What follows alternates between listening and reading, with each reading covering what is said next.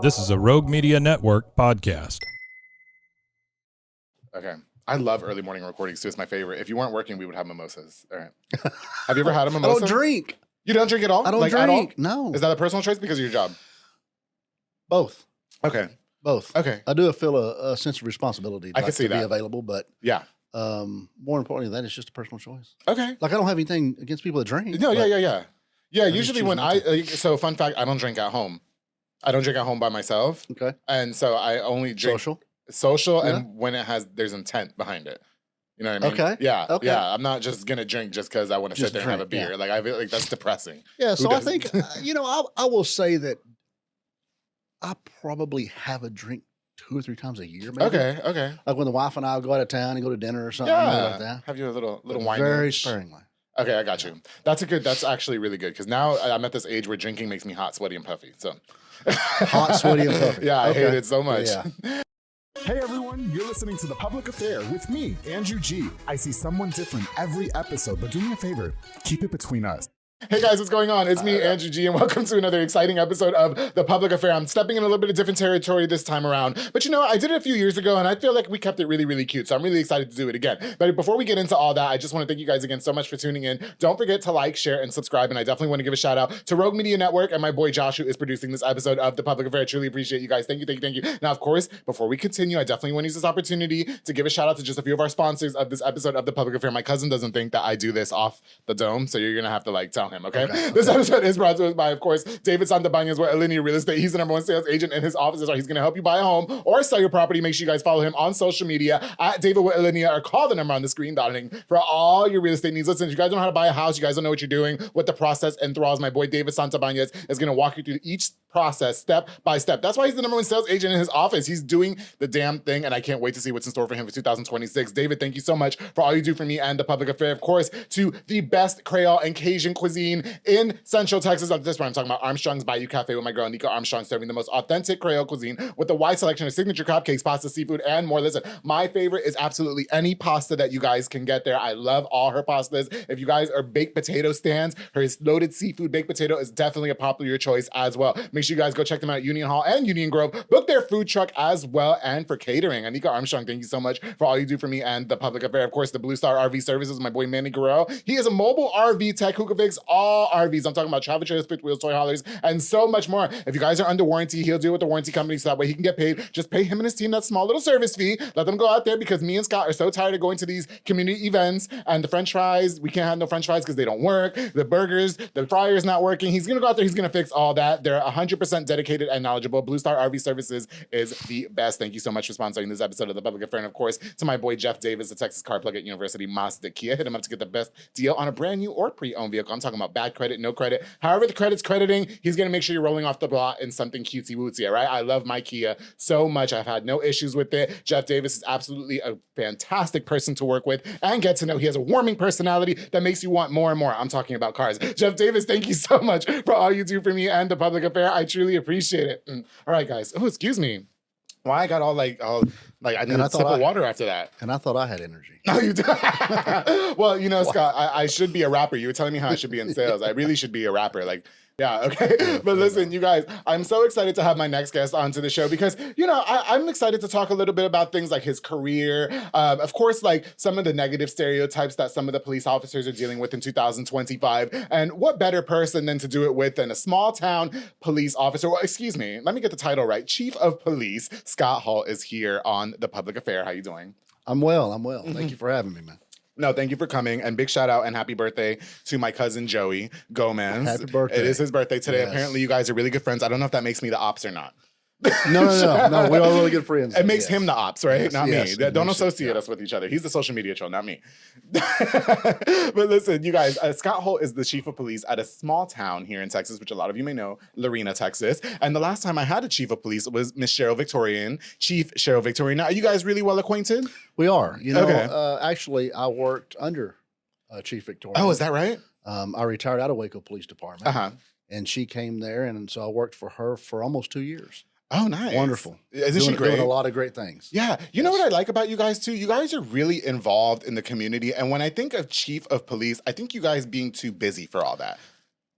it's a busy job. Yeah. But, you have to recognize, I really appreciate the fact that our profession has changed over so many years. And without the community, we're nothing. Okay. Okay. And I think that Chief Victorian has done a phenomenal job at getting out in the community and mending those relationships. And Yeah. it is tiring. Exactly. It takes a lot. Yeah. But we just never quit, man. Just keep going. She pulled up on me one time. I was outside running because apparently we live in the same neighborhood, and I was outside running, but it was dark outside, Scott. It was really dark, and I had my headphones in, and just a big giant SUV pulls up on me, and I'm like, oh my God, I'm getting robbed. And it was Chief Victoria. Oh, was it? Yeah, and she pulled in the middle of the street. She's like, it's me, and I was like, oh, what's up? So yeah, no, it's really good to see her. And I don't keep in touch with her often, but sometimes when I do get an opportunity to talk to her, it's really good to see her. Sure. Now, listen, I didn't know that you've watched the show before, which I'm very thankful. Yes. I never know who's watching and who's not. Okay, and so I just want to thank you for that. And, I would have just never guessed. And I wonder, being in a platform like this, a lot of people had this preconceived idea of what the show was going to be. And I really like just dipping my feet in different territory, okay? Yeah. When you're being offered something like a media outlet to kind of present yourself and your job title, what is the meaning for you for that? I think it's important. You mentioned your show, and many like it. I think it's important. There's nothing like it, Scott. Stop it. You're being modest. There's nothing like the public affair. I'm trying to keep it cute. Fair enough. I think it's important, though, for me to have a better understanding of the things that I'm not familiar with. Right? Sure. And so, we were all raised the way we were, and there are things I feel comfortable with, things that I'm more uncomfortable with. And the more I learn about those things and the more I pay attention, then the better informed I am. Sure. And it really gives me an opportunity to serve everyone. It's easy for us to build relationships and familiarize ourselves with the people that are like us. Okay. But those that are not like us, it's more difficult. Right. And so it's always a learning opportunity for me. I got you. Okay. Well, listen, congratulations because you were appointed to Chief of Police. If I'm getting the date wrong, it's 2022 since then, right? Yes. Okay. Yes. What made you equipped for that? Man, if you'd asked me 30 years ago, I'd have said I'd never been equipped for it. I don't think I was alive. Yeah. I was 4. I'm showing my age. Fair enough. I was 4. Don't play with me. Yeah. So, I think more than anything, a lot of experience, a lot of exposure, a lot of failure. Okay. But most importantly for me, it was people that recognized something in me that I didn't recognize in myself. Okay.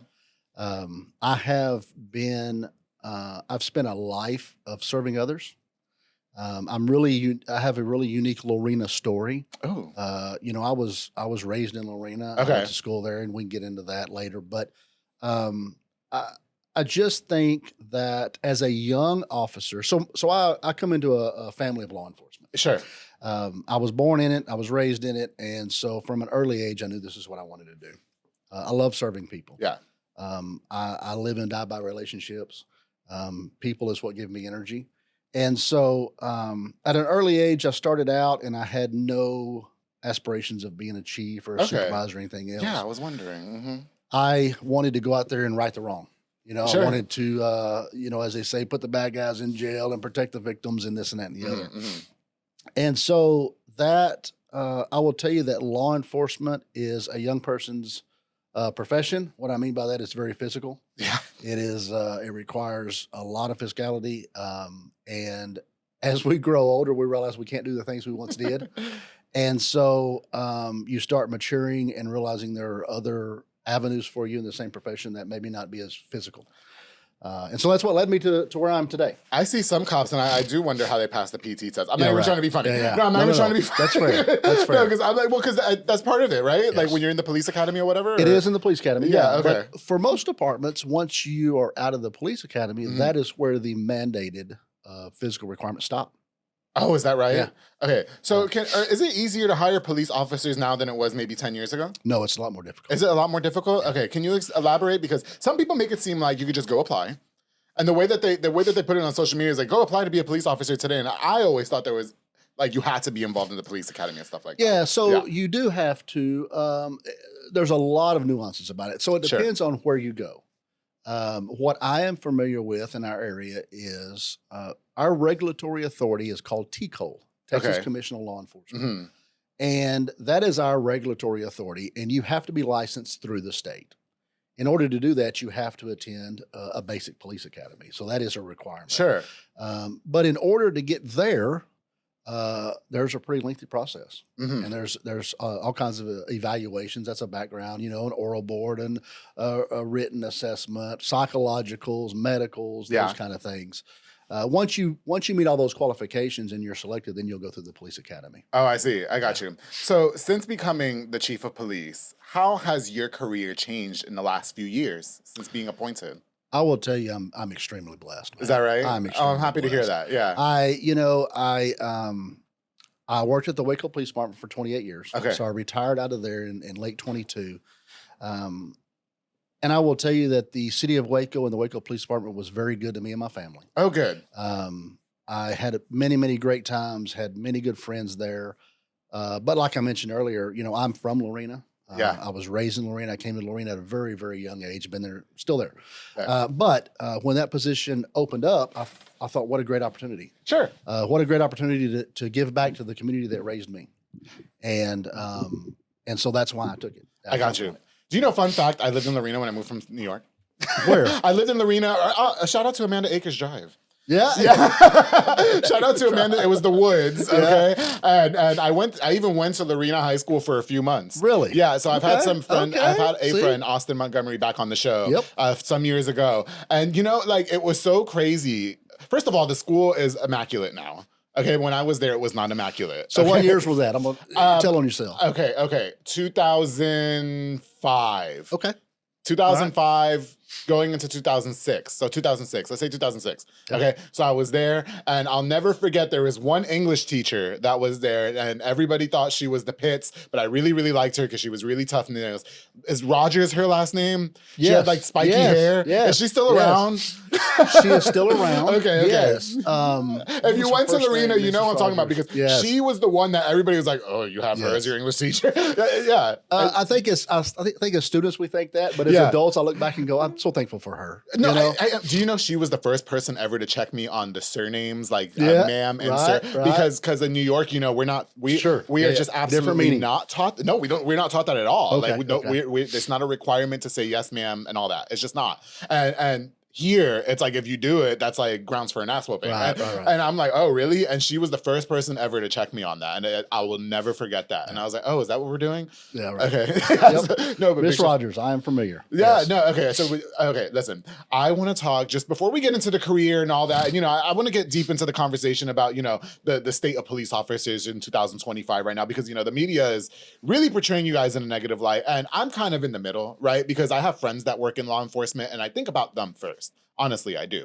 And then I look at some stories in the press, and I'm like, oh.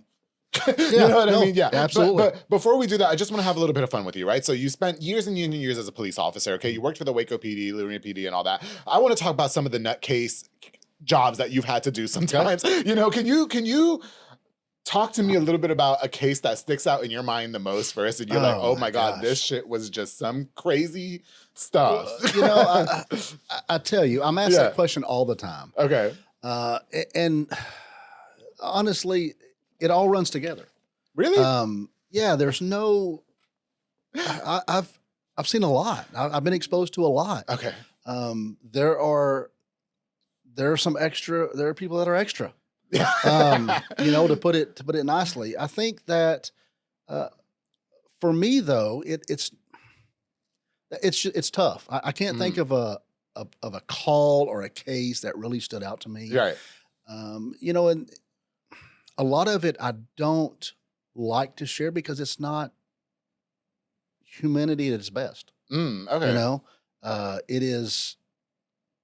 It doesn't matter who it is. We have our ups and downs, and it is unfortunate that more times than not, we as law enforcement see people at their worst. Sure. And I have a whole different outlook on the profession than I did when I started. Okay. But the profession was looked at totally different 30 years ago, 40 years ago. Okay. And so I deal with I have dealt with a lot of really interesting people. Yeah. A lot of fun people. Yeah. And some that, quite frankly,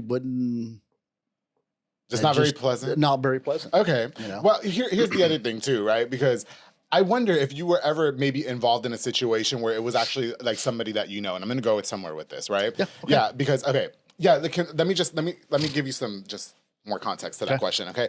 I am obsessed, and I shared this with Cheryl Victorian, and people look at me like you're freaking weird. I'm obsessed with To Catch a Predator with Chris Hansen. Okay. Okay. And now it's Takedown with Chris Hansen that's easily accessible on YouTube. Okay. Yep. When I think of an older episode, there was a district attorney that was involved, and I remember it was a small town here in Texas, actually. Oh God, I can't remember the name of it. It was somewhere outside of Plano. I can't remember, but anyway.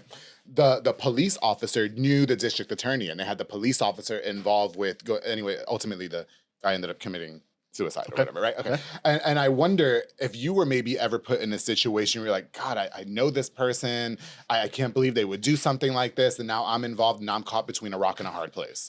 Yeah. So the unfortunate answer to that is yes. Mm-hmm. I've been in multiple situations to where I have known the person responsible for whatever the crime that's been committed. And it's a tough spot. But and I've even been involved when very prominent people in our communities have been involved. At the end of the day, though, I look at it this way. It's a very tough spot to be in, but shame on you for putting me there. Okay, I agree. I agree. And I'll give you one that sticks out to me is, and I won't reveal a lot because you'll based on the story, you'll be able to tell who it is. So I'll leave that out, but probably not. I'd be in a bubble, bro. Someone that was very key to my upbringing as a very young child.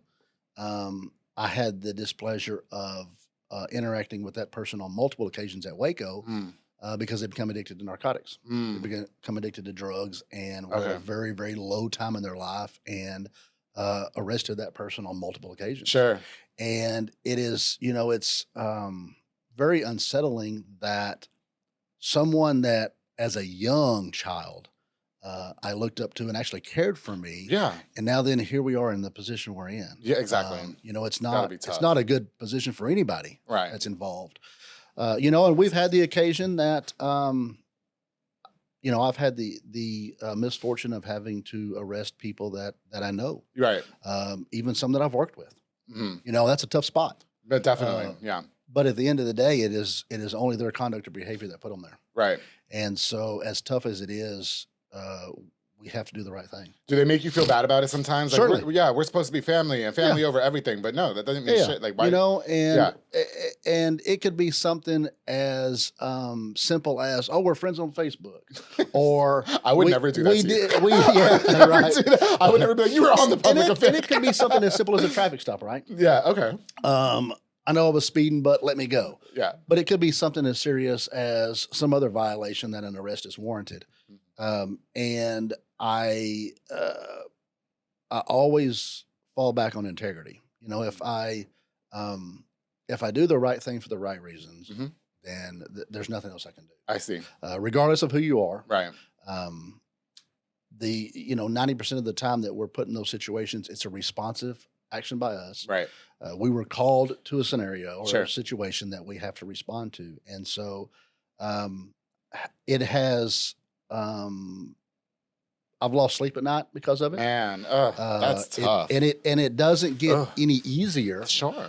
You just learn to adapt to it. And like I said, I can't reiterate enough about, we had a situation to where there was an officer that liked to drink a lot. Sure. And this has been a couple decades ago, and a neighboring agency arrested him for DWI. Goodness gracious. And there was some tension between those two agencies. Oh, really? A lot of blame. Oh, wow. And, it was really, several of us were like, like the other agency didn't do anything wrong. They did their job. Like it was this officer that put himself in that position. And either you, it's kind of like tough love. Either you do what you can to hopefully intervene, and if arrest for DWI or whatnot is the worst, then think about how it could have been. Right. No lives were lost, no people were injured. Exactly. So I was going to say that. Horrible situation, but could have been much worse. Yeah. And there's only one person responsible for that at the end of the day, and that's the person that's out there doing that. So I think a lot of people would like to hear you say that too, though, because, I think a lot of people think that even police officers are above the law. Do you know what I mean? No. With the negative stereotype going on and everything. Yeah. And am I saying that we're perfect? No, we're not. Right. We're all human like everyone else. And one of my priorities is for the community in which I serve and I deal with on a daily basis to see me as a person first. Yeah. I have a job to do, certainly. Sure. But the job in which I do doesn't define who I am. I got you. And I am much more than just a badge or someone that has the task of separating right from wrong. Got you. And so I think in Lorena we do a great job of that. Lorena and Waco are opposites in a lot of ways. You made that clear on social media the other day. Yeah. Yeah. Well, you definitely made that clear to the news. Social media is an animal, man. Yeah, it is. You have the best intentions and you go in with it trying to clarify one thing and it is taken another way. I thought it was great. I was like, oh, this is perfect to invite him on. I think it is also really interesting to me, drama sells.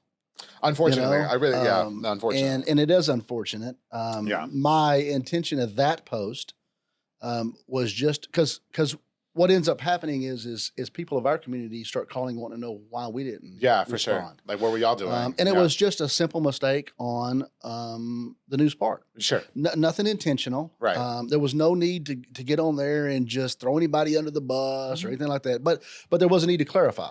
I agree. There's nothing wrong with clarifying. The reason we weren't there is because it was nowhere near our city. Sure. It was nowhere near our area of responsibility. And we will respond anywhere if someone asks, but we're not going to go. There's no reason for us to go to Waco and deal with the Waco problem. Right. Waco's available to deal with their own problem. I agree.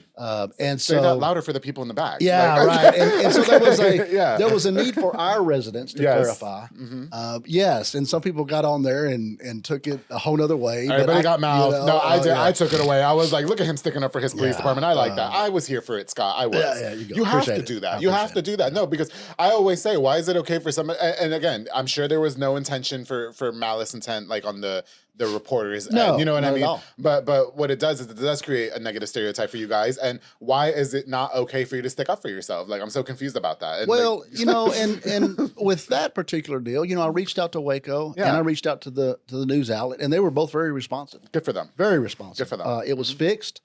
And I totally understand because of I understand where the miscommunication was. Yes. It's just it's an opportunity for us to do better. I agree. And they both accepted it and moved on. And I love that. That is what it is. I love that. One thing that you said on the phone that I kind of want to touch into before we go on break. I said a lot on the phone. You did say no. First of all, he called me at 6:30 in the morning, which I am up at that time. I really am. I text you to clarify. I love how my cousin acted like I couldn't have your number until you had my number first. I don't excuse me, Joey. I'm the one that's on TV. Don't play with me. Okay, I'm too busy. No, I'm kidding. No, that was a joke. Shut up. But you made a really good point. In your career, you've come to realize that there are really no bad people. And if I misquote you, just tell me. But there's good people who just make poor choices. Yeah. So, I think, let me clarify. There are bad people. Okay. Yes. But what I said and what I've really come to understand early in my career, growing up, you learn about good people and bad people. Yeah. And we all have different definitions of what that is. Early on in my law enforcement career, I categorized people into good people and bad people. Okay. And what was one versus the other is if you were a criminal, right? If you went to jail, you were a bad person. Sure. That works if you're an enforcer, right? And in our role, enforcement of the law will always be necessary. Yes. What I learned as my career advanced and as I began to understand people better is it's really not good people or bad people. What it is, it's a bunch of good people who unfortunately make really poor decisions. Sure. And for a lot of reasons that we can't understand, we always put things in perspective based on our upbringing and our exposure to life. And through my career, I have had some amazing conversations with people that I would previously categorize as bad people. And what I learned is through those conversations, and these people are accused of doing some very bad things. Sure. Through those conversations, I've learned people in general are very good. We want the same things in life. Yeah. You know, we want to be loved. We want to be a part of something bigger than us. We want to do good by those that support us. Right.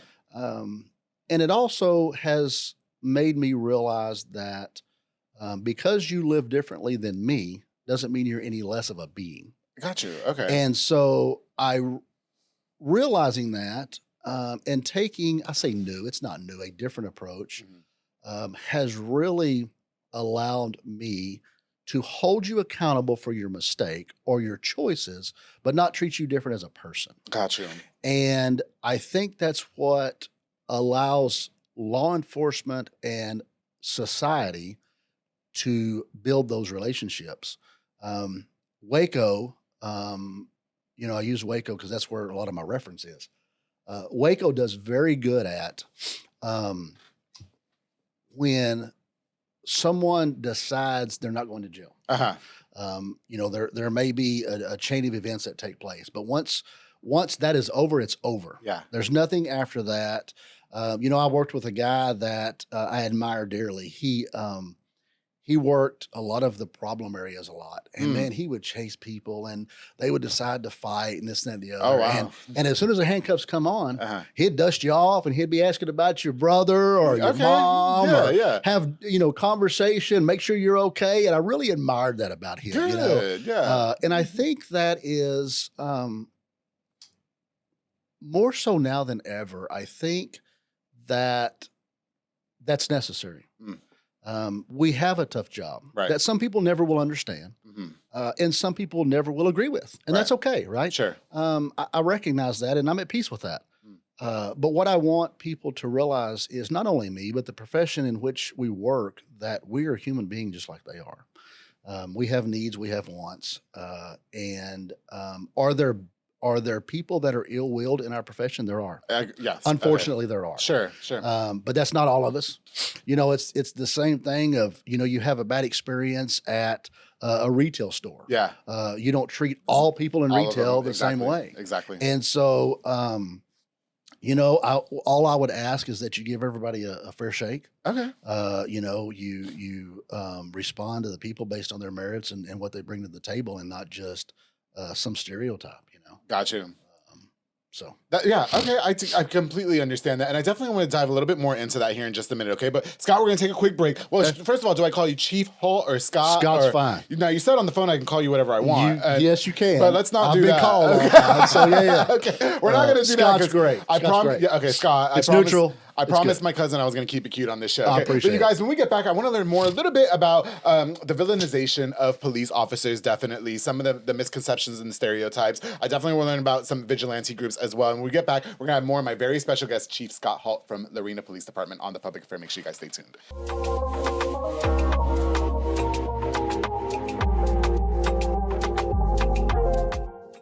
Hey guys, I hope you're enjoying this exciting episode of The Public Affair. My very special guest, Chief Scott Holt from the Lorena Police Department. Now, before we continue, I definitely want to use this opportunity to give a shout out to just a few more of our sponsors of this episode of The Public Affair, of course, to Julian and Ana Banda with Bandas Hauling Service. They rent dump trailers. You fill it up, they haul it away. They also do junk removals and tree brush removals, and they haul cars in and out of town. So in case the car breaks down, and for some reason, if the Lorena Police Department is booked and busy, just call a tow truck that's affordable, right? They'll come to you, even if you're in Lorena. Hello. And Lorena's the woods, all right? Now, he also offers roll-off dumpster services as well, perfect for big get-togethers, parties, or if you want to do your own cleaning around your property. Bandas Hauling Service is 100% reliable, and Julian is definitely the GOAT. Thank you so much for sponsoring this episode of The Public Affair. Of course, to Al Gutierrez and Adriana Gutierrez, who it's actually Al's birthday as well today. Chefito's Kitchen, happy birthday to you, bro. Thank you so much for all you do for me and The Public Affair. He is serving the best in Spanish food. I'm talking about arroz con gandules. I had a Cuban sandwich this weekend with French fries. It was absolutely delicious. Their plátano maduros, their guava ribs.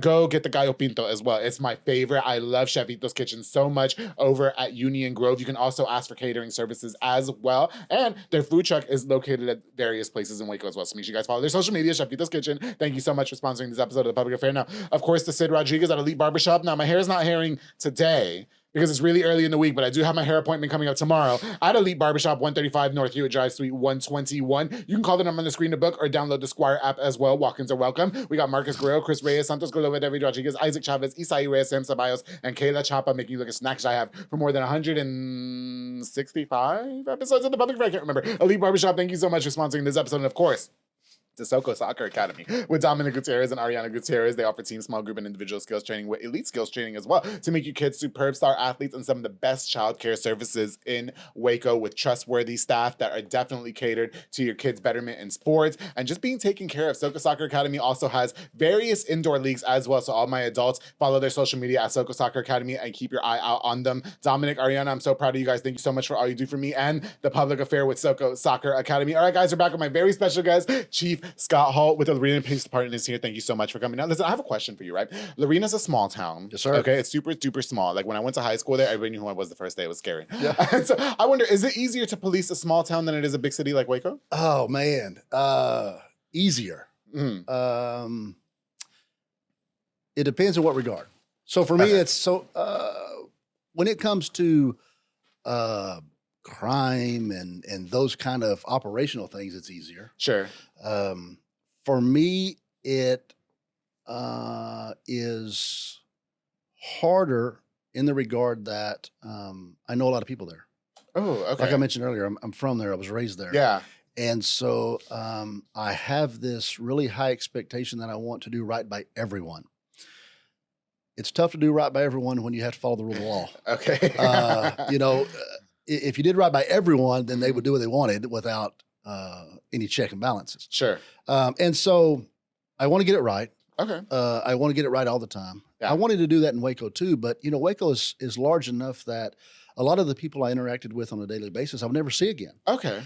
I didn't know their story. I didn't know their family, their support, all those things. And in Lorena, I do know that. Yeah. And so it's a lot more personable. Okay.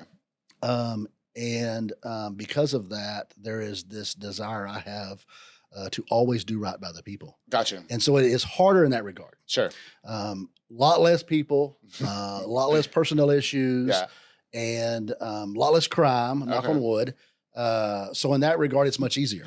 Bet. I got Yeah. you. For sure. So earlier I told you that one of my favorite shows is Take Down with Chris Hansen or Yes. To Catch a Predator. And I talked to Sheriff Victorian about it because, the gratifying part, right, is actually catching the predator. You know what I mean? And I think that's one of the most heinous, disgusting, deplorable things that anybody could do in this life, right? But one of the things that I always wanted to be involved in was I always wanted to be the decoy. I don't know why. Okay. Just because it's very it's just front and center. It's that rush of putting you in danger. You know what I mean? Yeah. But I could never get away with being the 12-year-old boy because Right. obviously...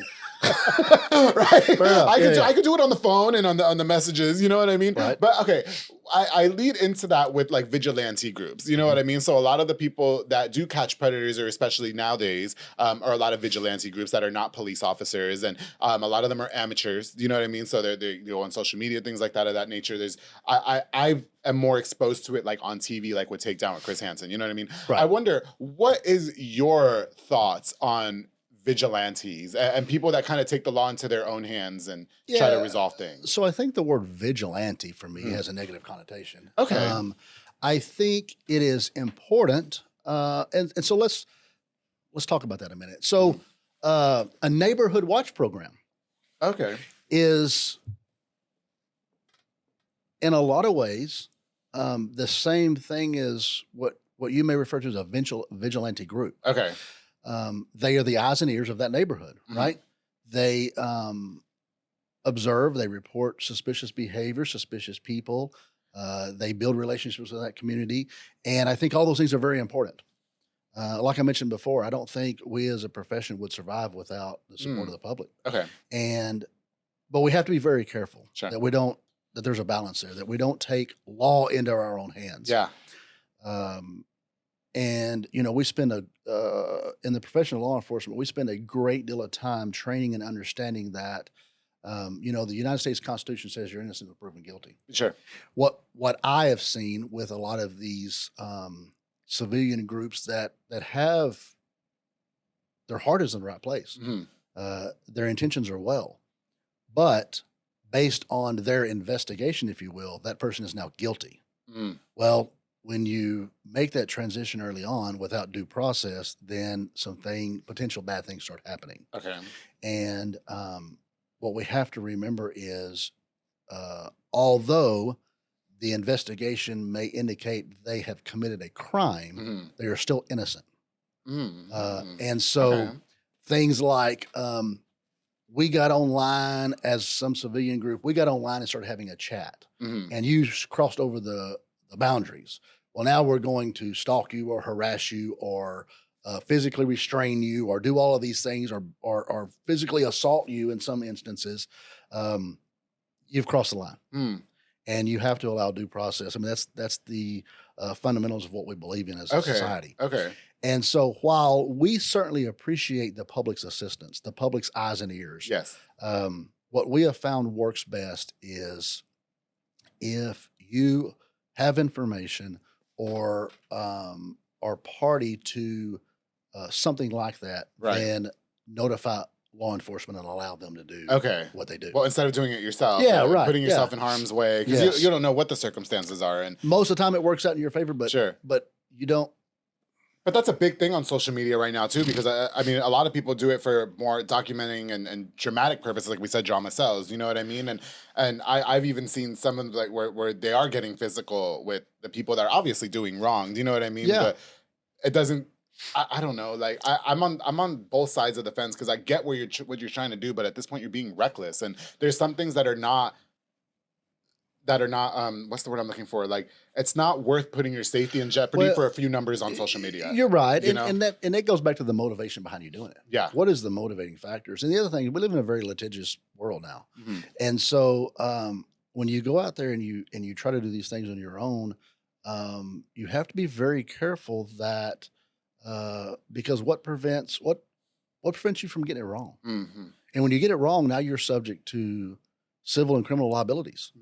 And so, like I said, I understand the intent behind it, and I'm not disagreeing with the intent behind it. We just have to be careful that while we're doing those things, that we do it appropriately, and we don't get ourselves into some mess that we don't want. Exactly. No, I agree with you 100%. It's all good until it's not, right? Exactly. Hello. But okay, so policemen are heavily villainized in this day and age. I, again, am on both sides of the fence. I have a lot of friends and family that are in law enforcement, and I think of their safety quite often. You know what I mean? Especially with what's going on. You made a good point earlier that said it's like when you go buy something from a retail store and have a negative experience with one employee, it doesn't mean that the entire retail store should be represented by that, okay?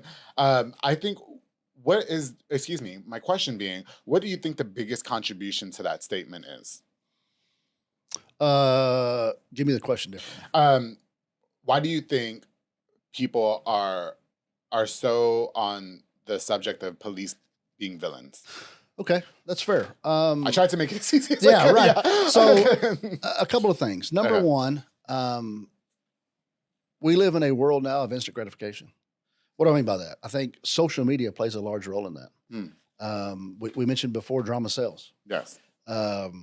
I think that the research shows and statistics show that the law enforcement profession interacts with people millions of times through a year, through a month, whatnot. They have millions of interactions, and less than 1% of those are bad.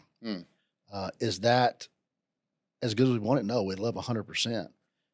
But when those things are bad, they are often, they spread like wildfire. Sure. I mean, it doesn't take more than 5 minutes for it to get around the whole country. Right. And in some cases, that's what fits people's narratives. I was having a conversation the other day with a friend of mine, and we talked about confirmation bias. If I want to believe police officers are bad, and that's what I believe, when I see a story, it only confirms what I already thought it anyway, right? And so, so I think social media plays a large part. The other part is we've got to do a better job of getting it right. Sure. Okay. And I think, lastly, and I preach this all the time, I share it with people in our profession all the time, is we don't tell our story. Okay. Law enforcement does not tell their story good enough. What do I mean by that? Well, yes, please. We do a lot of good. You know, we do a lot of good things. The men and women that wear the uniform go out there every day and they sacrifice so much for total strangers every single day. But we don't tell that story. Right. Our story is only told when we mess up. And so you mentioned Cheryl Victorian earlier. You know, I think Chief Victorian has done a phenomenal job since she's been here at telling the story. The Waco Police Department, and many like it, are so involved in the community. They do things every day to involve the community. They do. And so, you know, what is my hope? My hope is it's not if we mess up, because we're going to. Sure. Again, we're human. We're going to get it wrong. Right. My hope is that if I invest in the community I serve daily and pour my heart and my soul out to them, that when we get it wrong, they will say, you know what, you got it wrong. However, we have enough trust in you to fix it. Okay. That's all I can ask for. Sure. You know, unfortunately on at least mainstream media and even social media, you see the response is, you know, tearing up the streets, you know, destruction and all this kind of mess. And the police don't care about us. Yeah, you like know, that, and I'm not going to say that's not true in some cases. Okay. You know, again, there's bad apples in every profession. We do our best to vet on the front end, but we miss the mark sometimes. Sure. And but when you resort to physical assault and destruction, it only hurts the community. Right. It doesn't. It's not. I would just say this: more than ever, there are opportunities and checks and balances in place that if you have an unpleasant experience or if you think you were wronged by a single officer, address it with that single officer. Okay. You know, the single officer has what we call a chain of command. Sure. You know, they have supervisors. Yes. A lot of these agencies, they have many supervisors. Address it with them. Allow them the opportunity to fix it. Do I ask for grace? Yeah, I ask for grace. Sure. All I can do is show up and do the best I can. Right. And allow those that I'm responsible for to do the best they can. I can honestly say the internal partners of my staff that I serve daily have good intentions. Okay. They mean well, but they will not be perfect. Sure. They will not.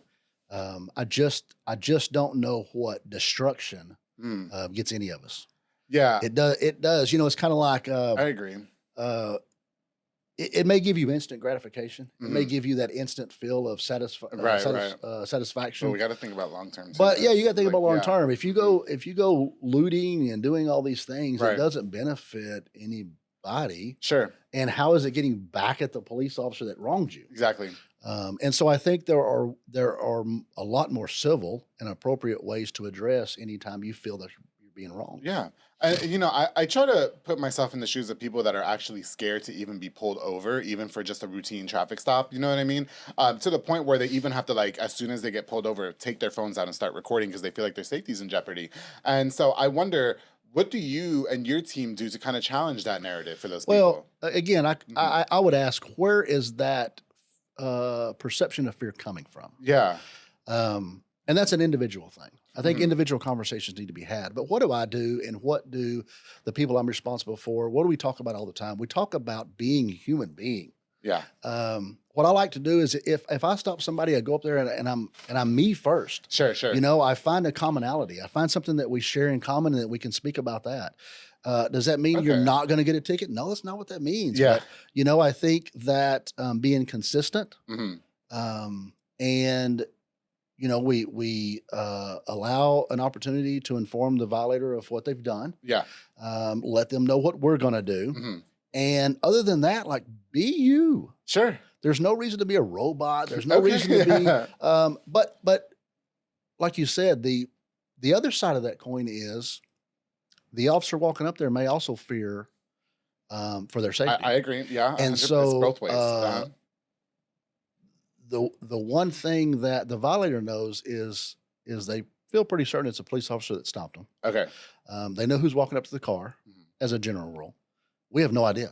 We have no idea what we're walking up to. Oh, I see. And, you know, you walk up to a car that, let's say the windows are so tinted, you can't even see what's inside. You have no idea what their intent is. Don't go look at my car. Yeah, right. Don't go there, Mike. Just leave. When well, you leave here, just yeah. go home. And most of the time, there's no ill intent, right? Yeah, for sure. But we don't know that. Okay. We don't know that until we figure it out. And then, so the person that we've stopped is nervous. Yes. We're nervous. Now you got both parties that are nervous. Yeah, for sure. And depending on how that plays out, so you go start trying to get your phone to record. Well, now you're reaching for things. What are you reaching for? Sometimes we assume the worst. Yes. And so one bad thing leads to another bad thing. Right. And that's why I think it's important, regardless. If you're stopped and you have dark tinted windows, roll them down. Let us see.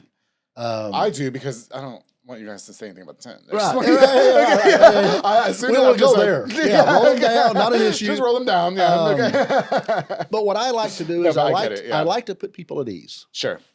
Again, does that mean you're not going to be held accountable for the infraction? That's not what it means. Exactly. It means that, hey, I'm Scott. You know, you're Andrew. We're just going to have a conversation, and we're going to get through this together. I like that. Yeah. There's no harm here. Right. Why was I going 60 in the 30? Yeah, right. What's the rush? You know, most people just say I was in a hurry. Fair enough. Scott had to go to the bathroom. Right? Yeah. And so I just think it's important. You know, what we talk about a lot in our profession is our life sometimes depends on being in control. Sure. And we have to have, you know, they always say the first line of defense is your presence, the officer's presence. Okay.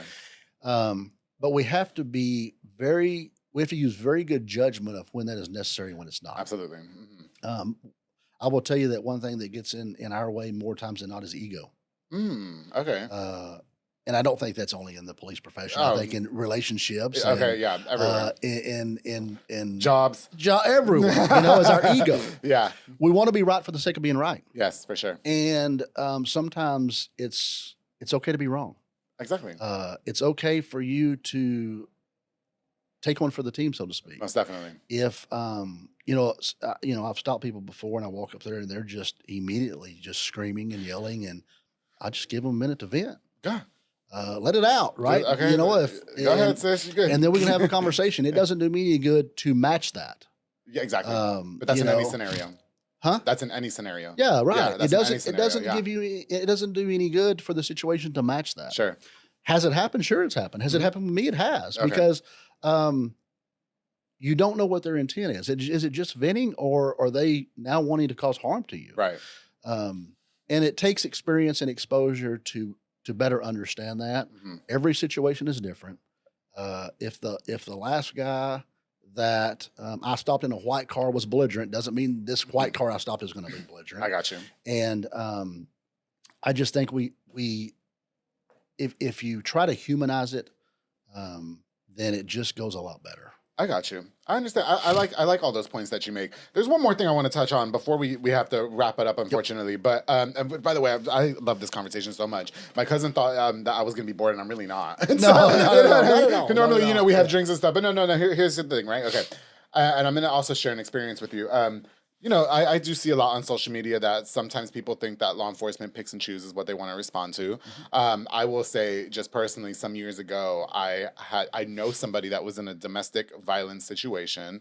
My first reaction was to call the police department and say, this is the address of the person's at. They're being beat up by their significant other. For me, Scott, and it sounded like to me the dispatcher was like, why is she not calling then? Why are you calling? And then my response is, what difference does it make? This is what's happening. I'm not like wasting anybody's time. Yep. You know what I mean?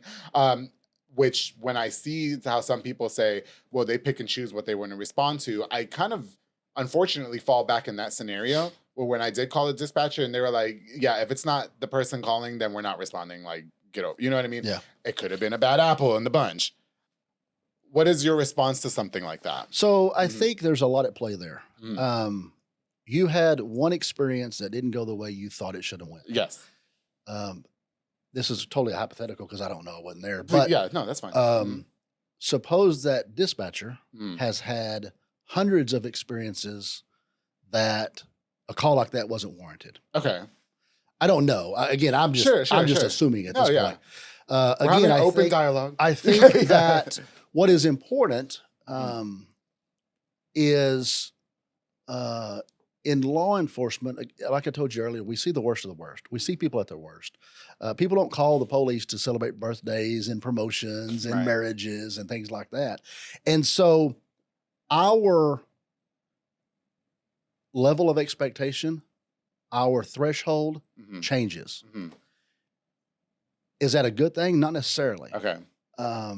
What used to be bad is not so bad anymore. So it takes even worse than that to Right. meet that expectation. And complacency also. What we have to constantly remind ourselves of is, although it may not seem serious to us, if it is serious enough for someone to call 911 or call us, it is important to them. Okay. And we see that a lot in, an emergency to you and an emergency to me are two different things. Okay. Which one matters? They both do. Yes. They both do. Yes. And sometimes when you call and you think it's an emergency, it may not be to us. Mhm. There's also a thing we have to prioritize everyone's emergency. Mm. In Lorena, we're a little different because Yeah. we're heavy on the service oriented. We don't. Again, we're very fortunate that we don't have a lot of crime. Okay. So we really we're service oriented. Sure. We're quality of life oriented. We do things in Lorena that Waco can't do. Sure. Just because of the call volume. Doesn't mean they don't want to. Doesn't mean they're not equipped to. But we provide the highest level of service possible. Your receptionist was very nice to me the other day. Good. Yeah, she did. Good. She actually gave you my number. She actually came from Wake. She and I've been together for 30 years. Oh, okay. You know, Big shout out to her. shout out to her. She's phenomenal. She Yeah. keeps me in check. What's her name? Jennifer. Jennifer. Thank you, Jennifer, for giving him my number. She, but no, Yeah. I mean, something, a story I always tell in Lorena is, we are very personal with our community. I had one of our elderly residents call me on my cell phone at 4:30 one morning. Mm-hmm. And she said, "Scott, come get me." I'm like, "Where are you?" Yeah. "I'm in the ER." I'm like, "Are you okay?" "Yeah, I'm okay. I'm just tired of being here." And she's a little extra, for sure. And so I said, "Well, put the nurse on the phone." So the nurse got on the phone, and I asked her. I said, "Is she ready to be released?" And she said, "Sir, if you come get her, we'll get her out of here." So I got my uniform on, and at 4:30 in the morning, I went to Providence Hospital and picked her up and took her home. Okay. That's a level of service that you typically won't get in Waco. It just can't. They can't do it. No, right. They're dealing with crime. They're dealing with all There's these a other lot things. more going on. So That's the difference yes. in the area you're responsible for. We have a very small community where, in some cases, we are able to provide that level of service. Gotcha. We'll come over and change your batteries in your smoke alarm, and some of the young officers don't understand that, but it's more than just changing batteries in your smoke alarm. It's about having conversation with our elderly population. Okay. And sometimes we're the only people they have to talk to. Mm. And so it's recognizing people for who they are, not necessarily the problems they have. Gotcha. And it's worked great for Lorena. Do we satisfy everyone's expectations in Lorena? No, we don't. We don't. And some of them, I don't know that we'll ever be able to satisfy. Okay. And that's okay, right? Sure. They need, you mentioned social media. They need a platform. Everybody's different, yeah. Everybody's different. We see the social media, the Twitter fingers. Yeah. And but no, we do our best. Yeah, no, I got you. And I have to be able to lay my head on my pillow at night in peace. And I come to work and try to be the best servant to the community I can. Definitely. And our people do too. And I will say this, as a profession, we do miss the mark sometimes. We do not appreciate, nor are we okay with some of the things that we see. Absolutely. If there was a way we could avoid it, we would. And if there was a way we could go back and fix it, we would. Got you. All we can do is do our best to be better tomorrow. Most definitely. Well, listen, Scott, I am so grateful that we got to have a little bit of this conversation. Unfortunately, we have to wrap up because we're running out of time. And Yes, Scott's sir. got a lot of police business that he needs to handle. Yeah, right. But listen, before we go, Scott, first of all, thank you again so much. I think we've had such an enlightening conversation. And while we couldn't cover every single thing that might, negate some of the negative stereotypes about police officers, I do want you to know that I do support the blue. Do you know what I mean? Yes. I have a lot of friends that are in law enforcement, and I really hope that narrative can definitely be destroyed. And I hope that everybody can go back to, a simulating a society where we live in peace. Do you know what I mean? And they don't have to fear a police officer. Do you know what I mean? Yeah. I really hope that we can get to that. And I do think that everybody has to be involved in that change. Yes. Okay. What can you leave us with? What's next for you? Anything exciting going on in Lorena or anything? Man, always exciting in Lorena. Okay. You know, I'll say this. I've lived my life serving others. I truly believe in it, and I truly believe it's a higher calling. I think as a society, we need to do better at showing grace toward one another. Mm-hmm. You know, we want everyone else held accountable to the letter of the law until it involves us. And then we want to be the exception. Sure. How do we fix that? It's with just a little grace. Okay. Take a minute to reflect on everyone's struggles. You know, my preacher tells me all the time, you know, we're all imperfect people struggling through this thing we call life. And I think if we recognize that, then rather, you know, we're quick to get on social media or even in real life scenarios, we're quick to judge people. Most definitely. And just take a minute and give people grace. Most definitely. You know, we have a lot of people that talk about how bad life is. It's a mindset. It's a matter of perspective. I agree. I could wake up every morning and tell you 3 things I hate about life, and I can wake up every morning and tell you three ways I'm blessed. Yeah. I choose to always figure out the ways I'm blessed, even in a bad situation. And we'd be a lot more peaceful of a society if we'd all do that. I love it. Well, Scott, thank you so much for coming on Thank you for having me. you know, taking the time to come on my podcast, and I appreciate it. And I hope that, you know, if I do get stopped in Lorena, they'll all recognize me like they do in Waco. That's Okay. that guy. I'm not saying I need to get out of the traffic ticket. You know, do your job. We'll see what we can do. We'll see what we can You do. know, okay. I'll be traveling to Lorena next week for Yes. Thanksgiving. How about that? Thank okay? you for having me. I No, appreciate yes, it. I appreciate it. Thank you so much, you guys. Thank you so much for tuning into this episode of The Public Affair. If you guys see your local Lorena police officer, just give them a hi and tell them that you saw the chief of police in the public affair. And I don't know if that's going to get you out of the traffic ticket or whatever, but just try it and we'll see if it works, okay?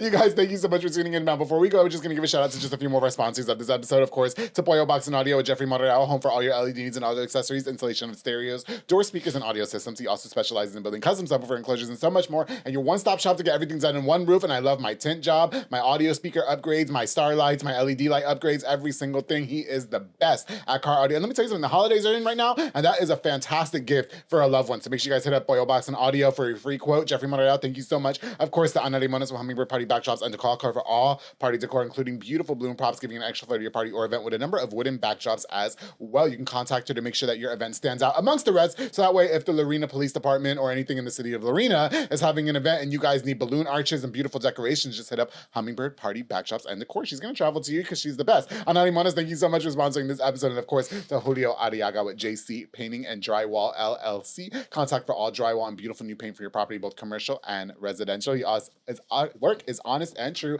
and his renovations are top-notch and fantastic, and him and his team are definitely dedicated to make sure that they provide 100% customer satisfaction guaranteed. His slogan is just imagine, and we can make it happen. JC Painting and Drywall LLC. Julio Arriaga, thank you so much for sponsoring this episode. To all of you guys, thank you so much for tuning in. I've got more of The Public Affair on the way, but of course, you know, we had to keep it cute, and I want to thank again Chief of Police of Lorena Police Department, Scott Holt, for coming on to The Public Affair. Thank you so much for your time. I really appreciate it. And to all of you guys, don't forget to always keep it between us.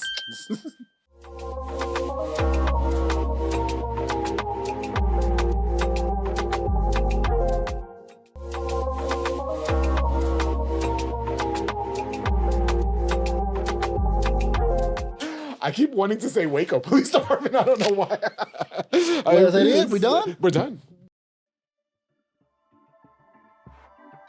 This has been a Rogue Media Network production.